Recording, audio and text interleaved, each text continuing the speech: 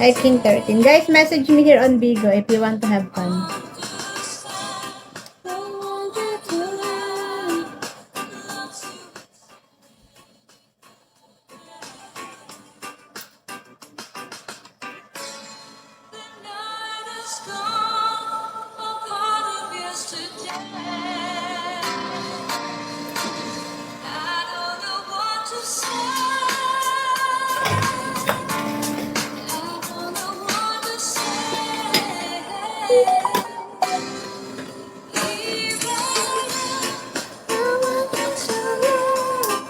Guys, message me here on Bigo if you want to have fun.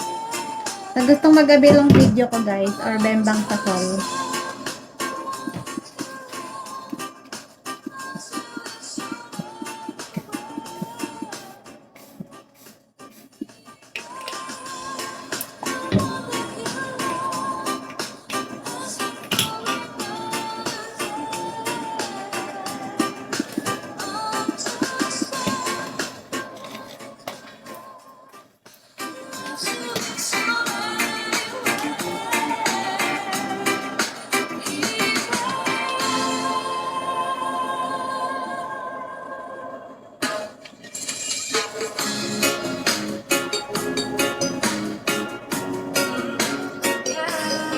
Guys, message nyo ka dito sa Bigo ko, guys. Sa gustong mag-avail ng video ko or bembang sa call. Message nyo ka dito sa Bigo ko.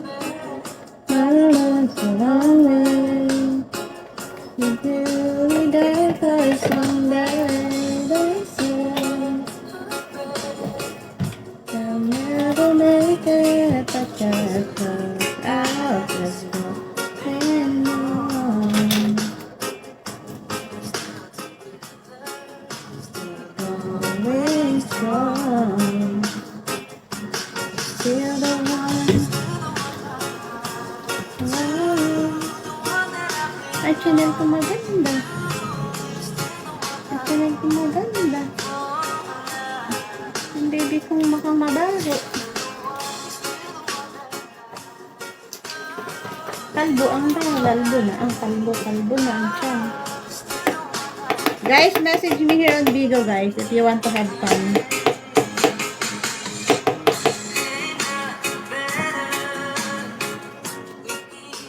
Hi, Slash.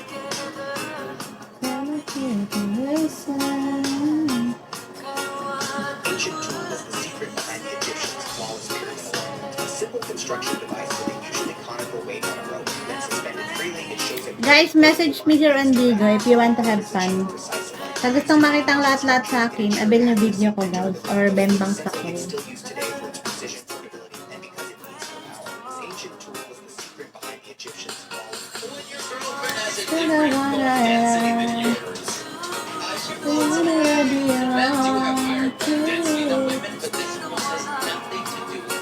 Your ability to focus entirely dependent on body composition, facial fat, muscle, and your lung.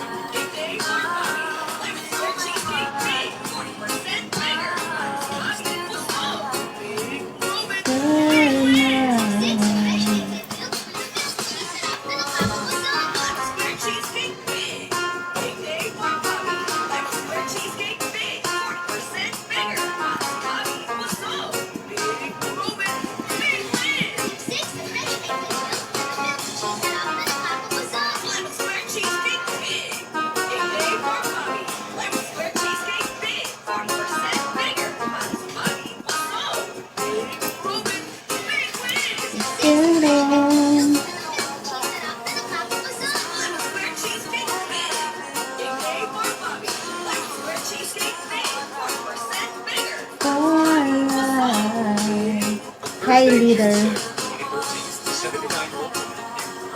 No. Guys, message me here on Bigo if you want to have fun.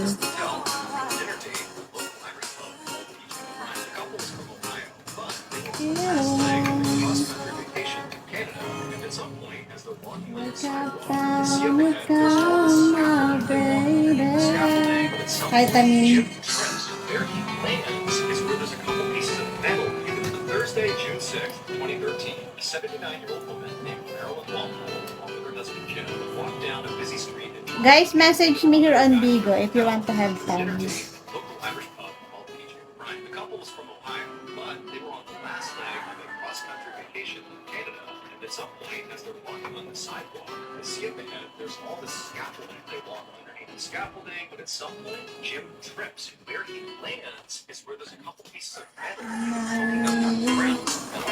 And so Jim, he hits the ground, and it cuts his neck wide open. And so suddenly, Jim is literally gushing blood all over the sidewalk. There are these two men who don't know each other. They're strangers out on the street. They hear Guys, message nyo ako dito sa Bigo ko. two guys running over to save one of them. And the other man, he got down next to Jim, he pulled the scarf off around his neck, and he cradled Jim's head, and he wrapped the scarf around Jim's neck, and he applied pressure. Very calmly, he told Jim, "Hey, stop the bleeding." Paramedics are on the way. He calls Marilyn, and then after Jim was lifted up, posted him out of the ambulance. Marilyn was told, "Hey, get in, you're going with him." As she's climbing into the ambulance, she turns and specifically asks the man who's kind of actually handling Jim. She said, "What's your name?" The man looked at her and he said, Guys, message me here on Bigo if you want to have fun. ambulance, and they take off. The following day, Marilyn very grateful that Jim was there to go to survive him. So ultimately, he had her and also the intense stitches to his neck. So this was a very close call. And the doctor told them that, because of the quick action of John and the other man who called 911, that very likely contributed to stabilizing him enough. And he said, Marilyn is determined that she needs to find these two men. And then, luckily, the following day, when Marilyn and Jim were back at the hotel, they got a call. Baka nang butas ng tenga sa channel. As it turned out, Ang butas na channel. he had been really concerned about Jim and Marilyn and wanted to figure out if they were okay. Guys, i-chat nyo ako dito sa Bigo ko sa gustong magabilang video ko or bembang sa call. So thankful. Sa gustong makita ka bundok-bundukan ko at kabalos-putasan. PJ O'Brien's pub where they'd gone to meet overnight Jim Fallen. And also Marilyn's like, do you know the other guy, John? And the owner of the pub, he's going to look back at Marilyn with a smile on his face. Kay Elsie Magnum.